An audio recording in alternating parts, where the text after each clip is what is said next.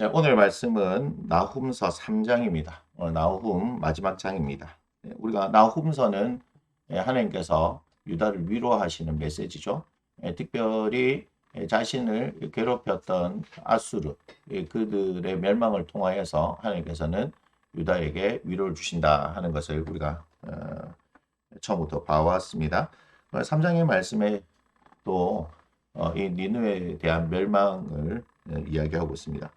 3장 이제 1절부터 우리가 보시면 1절에는 심판의 이유가 있습니다. 왜 니느웨가 멸망하느냐? 그것은 이제 이렇게 시작하죠. 화 있을진저 피의 성이여 그 안에 거짓이 가득하고 포악이 가득하며 탈취가 떠나지 아니하는도다. 그러면서 니느웨의 이런 폭력성과 거짓말과 그다음 탐욕으로 인하여서 망하는 것이다라고 말씀합니다. 그러면서 2절과 3절은요.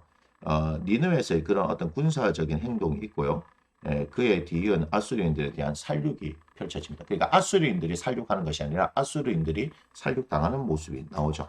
그래서 휙휙하는 채찍 소리, 윙윙하는 병거 바퀴 소리, 뛰는 말, 달리는 병거, 충돌하는 기병, 번쩍이는 칼, 번개 같은 창, 죽임 당한 자의 때 죽음의 큰 무더기, 무수한 시체여 사람이 그 시체에 걸려 넘어진다라고 표현합니다. 사실 이제 잘 이렇게 표현이 나오지 않는데 이런 표현들이죠. 그죠? 휙휙하는 채찍 뭐 이런 식으로 의성어라든지 이런 것을 사용해서 표현이 잘 나오지 않는데 실감나게 이렇게 표현하는 것으로 보아서 그죠? 이들에 대한 그런 이제 파멸이 실제적인 것을 우리에게 나타내 주고 있습니다. 그리고 이제 4절에도 또 니느웨가 또 왜 심판을 받느냐 하는데요. 그것은 니느웨의 사악함 때문이다라고 얘기하는데 이 말씀을 보면서 우리가 좀 생각해 볼 게 있어요. 4절 보면 이는 마술의 능숙한 미모의 음녀가 많은 음행을 합니다. 이렇게 얘기하죠. 그가 그의 음행으로 여러 나라를 미혹하고 그의 마술로 여러 족속을 미혹하느니라 라고 얘기했는데 결국은 니느웨의 그 사악함은 무엇으로 인해서 나오냐면요. 거짓 사수로 인해서 나타나는 겁니다.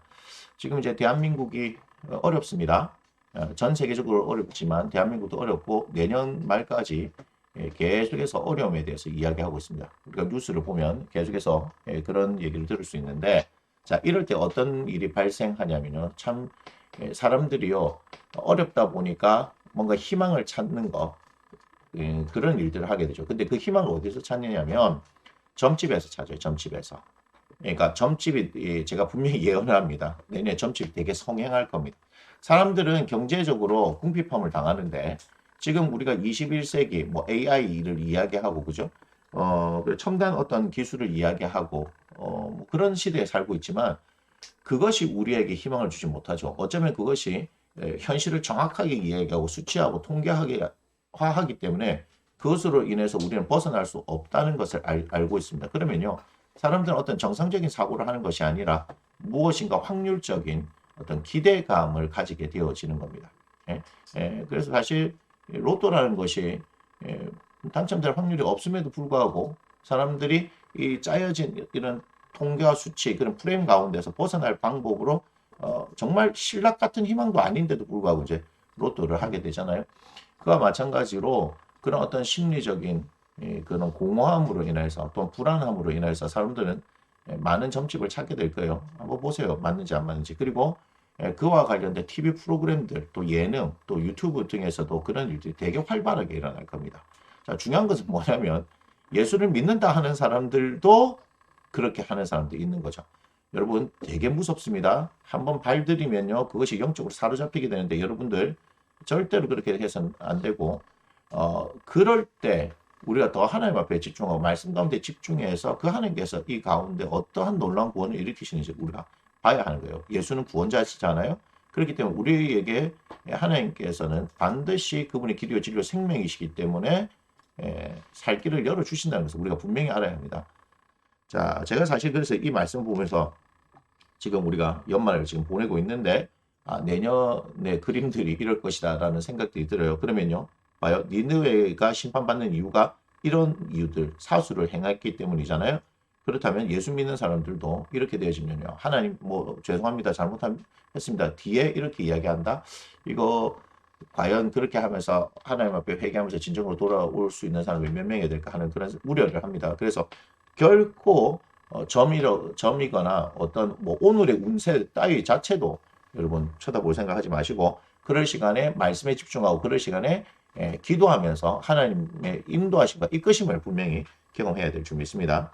자, 5절과 7절을 보면은 하나님의 심판의 말씀을 이제 나타내는 겁니다. 5절에서 7절을 보면 하나님께서 심판하시는 그 말씀을 나타내기 때문에 여러분 그렇게 보시면 되고요.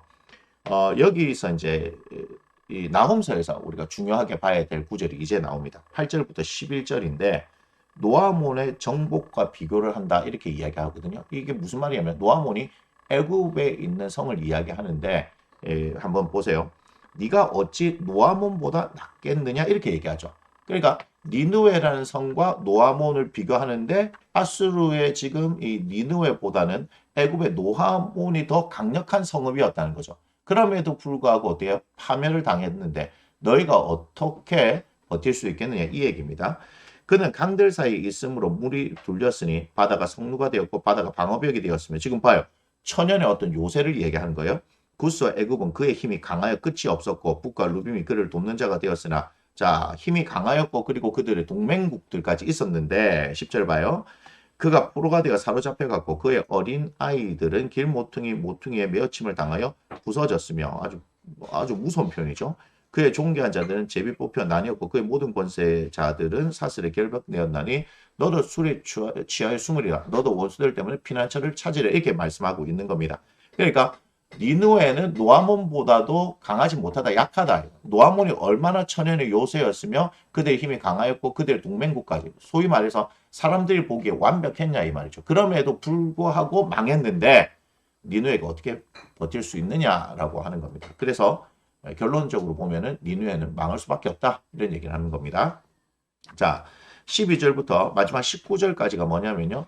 니느웨의 끊임없는 악으로 인해서 불가피한 멸망을 당하게 되어지는데 이것을 어떻게 해요? 조롱합니다. 우리가 2장에서도 니느웨 멸망에 대해서 조롱하죠. 그러니까 지금 여기서도 2장보다 훨씬 더 길게 니느웨의 그런 멸망에 대해서 조롱하는 노래가 나옵니다. 그래서 여러분들 이렇게 보시면 별로 어려운 것은 없을 겁니다. 내용들을 볼 때요. 그러면서 이제 19절 한번 볼게요. 18절부터 한번 보겠습니다. 아수르 왕이여 내 목자가 자고 내 귀족은 누워쉬며 내 백성은 산들에 흩어지나 그들을 모을 사람이 없도다. 내 상처는 고칠 수 없고 내 부상은 중하도다. 내 소식을 듣는 자가 다 너를 보고 손뼉을 친다. 이는 그들이 항상 네게 행패를 당하였음이 아니더냐 하시니라. 이렇게 얘기하죠. 그러니까 완전히 망하죠. 아수르의 왕부터 시작해서 그들의 모든 백성들이 다 흩어지게 되고 사라지는 것이고 결국 이렇게 얘기합니다. 상처와 부상 이것은 고칠 수가 없다라고 얘기를 하는 거죠. 그런데 이들의 멸망의 소식을 듣고 안타까워하는 것이 아니라 그들로 인하여서 이제 이 압제를 당했던 고통을 당했던 주변의 나라들이 오히려 아수르의 멸망을 보고 박수를 친다 이렇게 말하고 있죠. 그러니까 완벽한 조롱이다라고 우리가 말씀드릴 수 있습니다. 그러면서 우리가 나훔서를 통해서 볼 때 하나님께서는 하나님의 백성들을 징계하는 수단으로 아수를 사용했지만 그죠? 그들의 어떤 교만을 하나님께서는 가만히 내버려 두지 않으시고 이들은 멸망시키지만 하나님의 백성들은 지키시고 보호하시고 인도하시기를 원하시는 하나님의 것을 우리가 잘 알아야 될 것 같습니다. 그러면서 우리가 이 말씀을 통해서 오늘 3장의 말씀을 통해서 생각해 봐야 할 것이 뭐냐면 이들이 어떠한 일들 때문에 멸망당했느냐는 거죠. 그들의 거짓과 탐욕과 폭력성도 이야기하고 사악한 것을 행하였고 우리가 계속해서 얘기를 했잖아요. 그죠? 그러니까 우리들 가운데에서 하나님과의 그 관계성 한번 또 얘기를 하는 겁니다. 우리들이 좋아서 좋은 게 아니어야 하는 거예요. 다시 말씀드립니다. 하나님과 우리의 관계가 내가 좋다고 해서 좋은 게 아니에요. 이건 뭐예요? 자기 중심적인 사람들에게 나타나는 거예요. 자기가 불편하면 다 불편한 것이고 자기가 싫으면 다 싫은 것이고 자기가 좋으면 다 좋은 것이에요. 이게 뭘 얘기하는 거죠? 자기 중심적인 사람들이에요. 그러니까 우리가 하나님을 믿으면서 어떻게 되냐면 나 중심이 아니라 하나님 중심으로 가야 된다는 거죠. 하나님께서 뭘 원하시고 하나님께서 어떻게 행하기를 원하시고 하나님께서 어떤 것을 좋아하시는가에 대한 초점이 맞춰져야 되는데 우리가 여전히 나 중심적인 사람들, 하나님께서 뭘 말씀하시고 무엇을 원하시고 하나님의 그 의도를 알지 못하는 사람들은요, 신앙이 자라지가 않습니다. 자, 문제가 뭐냐면요, 이 사람들이요, 굉장히 내가 복음이 강한 사람이 되어지고 신앙생의 연수가 가면 갈수록 듣는 건 많아가지고, 그죠? 심령의 어떤 변화는 없이 듣는 것만 많아가지고 이 사람들이요, 이 교회 소위 말하는 어떤 중직자가 되어지고 하면은 교회에 굉장히 많은 분란을 일으킬 수가 있습니다. 예. 그런데 자기는 또 아니라고 얘기하거든요. 자기는 아니라고 얘기하는데, 사랑하는 나무심는 교회 성도들은 신앙이 계속해서 자랐으면 좋겠습니다. 계속해서 자라서, 그래서 나도 행복하고 우리 공동체도 행복하고 결론적으로 우리 하나님께서 우리를 위해서 행복하셨으면 좀 좋겠다. 그래서 하나님을 행복하게 해드릴 수 있는 그런 우리 성도들이 되었으면 좋겠다는 생각을 해봅니다. 그래서 자기 중심적인지, 그러니까 여러분들이 하나님과의 관계성 속에서 내가 좋은 것이 아니라 하나님이 어떻게 하면 좋으실 수 있겠느냐 하는 그런 부분들. 그리고 내가 그것을 바라볼 수 있는, 지금 제가 하는 얘기를 알아듣고 하나님 중심의 관점에서 보려고 하시는 분들은 신앙이 성장하고 있는 거예요. 그게 어른이잖아요. 사실 어른이 된다는 게 그런 거잖아요. 그죠? 그래서 신앙적으로 어른이 되어져 가고 있는지. 그런데 제가 지금 이 얘기를 하고 있는데도 무슨 말인지 모르겠다. 목사님 얘기가 어렵다. 그러면요, 죄송한 얘기지만 신앙의 어린아이라고 생각하시면 됩니다. 이건 제가 놀리려고 하는 것도 아니고 사실 그대로입니다. 무슨 말인지 모르겠으면 내가 아직까지 어리구나. 인정하기 싫더라도 이게 인정되어지는 사람은요, 또 말씀드릴게요. 변화의 가능성이 있는 거고 성장의 가능성이 있는 것이, 이것이 인정이 안 되어지거나 무슨 말인지 못 알아듣겠다 그러면요, 죄송합니다. 어리고 성장의 가능성이 없고 여러분들을 인하여서 여러분들이 있는 그 자리와 공동체가 굉장히 어려움을 당하게 될 거라는 거, 제가 연말에 이런 얘기를 드려서 죄송하지만 사실입니다. 그래서 2023년에는 여러분들을 바라보면서 하나님 중심의 관점으로 돌아서서, 그래서 여러분의 신앙이 성장할 수 있는 그런 한 해가 되어지기를 주님의 이름으로 축원합니다. 나무서 3장의 말씀은 여기서 마치도록 하겠습니다.